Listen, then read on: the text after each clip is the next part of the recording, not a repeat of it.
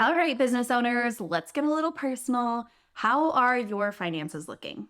I'm not asking about your revenue or your profits or how much you spent on office supplies at Target the last time you were there. I mean your literal financial accounts. Do you have separate accounts for your business and personal?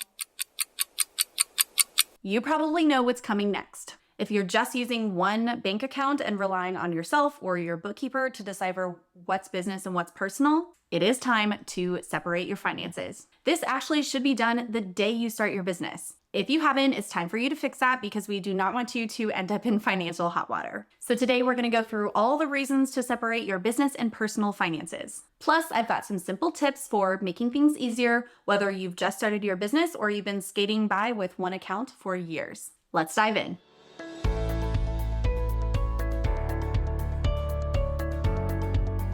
Let me guess, you sit down to do your bookkeeping, you pull up your spreadsheet, and you are about ready to enter all of your expenses. Then you start thinking to yourself, what did I spend on business? You're going through your bank account and you see Target and Amazon and wondering, okay, was that art supplies that I bought for my kid in their art project?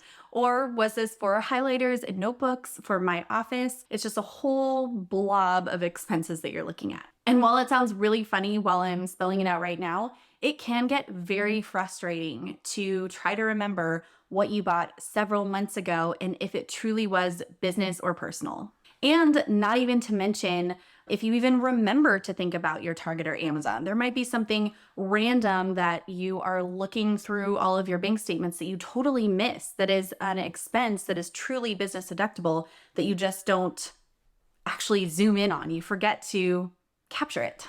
So with all of that said, here's why it is so important for you to have two separate bank accounts for your business and your personal. Number one, it protects your privacy. Your bookkeeper does not need to know how much money you spent at Sephora, Target, and Chick-fil-A. We are nosy, but we really don't need to know that. All your bookkeeper really needs to see is your business revenue, what your clients paid you, or the money from your services or products, and your legit business expenses. This is money that you spent on things that were 100% for your business. Most bookkeepers will charge extra if they need to sift through which transactions are personal and business. It just raises so many questions because we don't know the details of what you purchased at Amazon or Target. Number two, it is the law. Most states actually require that you keep your business and personal finances separate. Do you have an LLC?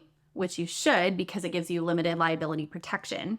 If you do, the whole point of having that LLC is to keep everything separate so that only your business assets are at risk if you are sued or pulled into a sticky legal business situation. If you don't have a separate business account, then it looks like all of your assets are part of your business. So you could be risking all of your personal cash and assets in a lawsuit, making an LLC potentially worthless.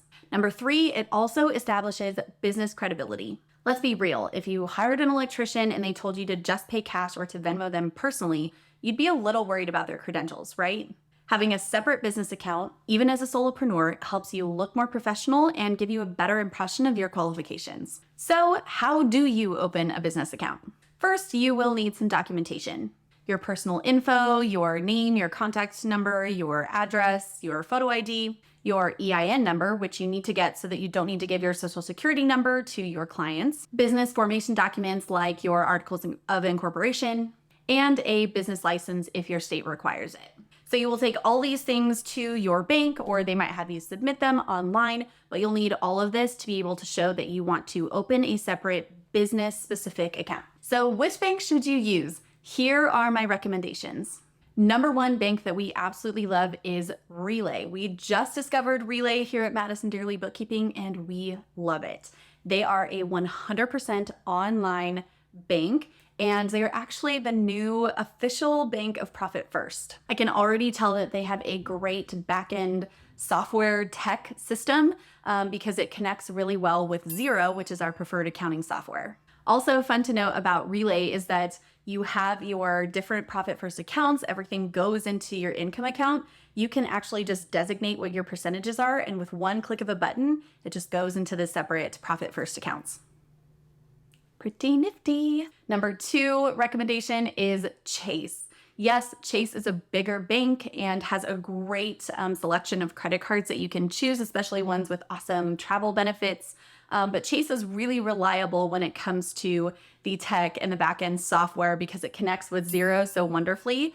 What I really don't like about small credit unions is that the tech is not as great and the bank feeds are constantly breaking in Xero, which is really unfortunate because the bank feeds are how we do all of our bookkeeping. Back to why you need a separate business and personal, because we only want to see your business revenue and your business expenses on that one bank. And we actually link that bank into Xero, and we want it to constantly be feeding us what is happening in your bank account. We can't do that if it's broken, which is why I love banks like Relay and Chase, because they have just really good tech, which is why I recommend number 3 as well, Capital One.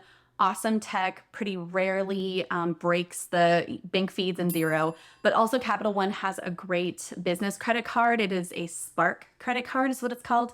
And a lot of my clients get approved for it same day or a couple of days after, even if they are new in business and don't have established business credit. All right, to wrap all of that up, without a separate account, it is so much more work for you or your bookkeeper or your CPA to do your bookkeeping. And without that separate account, you're actually putting your personal assets at risk. Also, having a separate business account makes your business feel more credible. The best time to separate your business finances from your personal is when you first start your business.